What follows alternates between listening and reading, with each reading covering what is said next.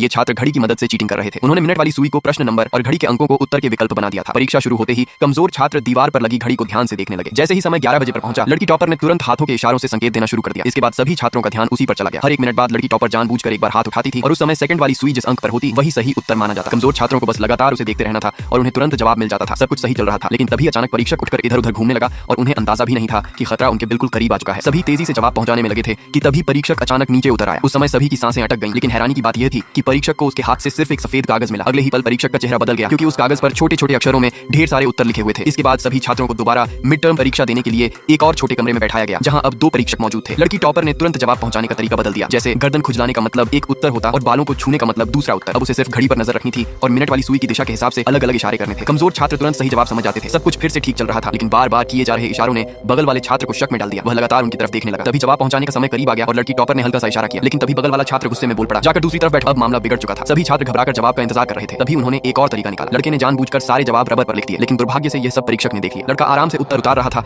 और उसे पता भी नहीं चला कि परीक्षक उसके पास पहुंच चुका है। लेकिन यही तो उसकी योजना थी। जैसे ही परीक्षक ने रबर खोला और उसमें लिखी चीटिंग देखी, लड़के ने तुरंत अपनी गलती मान ली ताकि उसे परीक्षा कक्ष से बाहर निकाला जा सके। उसी समय बाकी छात्रों को पूरी बात समझ आ गई और उन्होंने अपना ध्यान परीक्षा कक्ष के रेडियो की तरफ कर लिया, क्योंकि लड़की टॉपर अब रेडियो रूम में पहुंच चुकी थी और अब वह रेडियो के जरिए उत्तर बताने वाली थी। आखिर रेडियो के जरिए जवाब कैसे पहुंचाए जाएंगे, जानने के लिए पार्ट 2 जरूर देखें और फॉलो या सब्सक्राइब करना मत भूलना।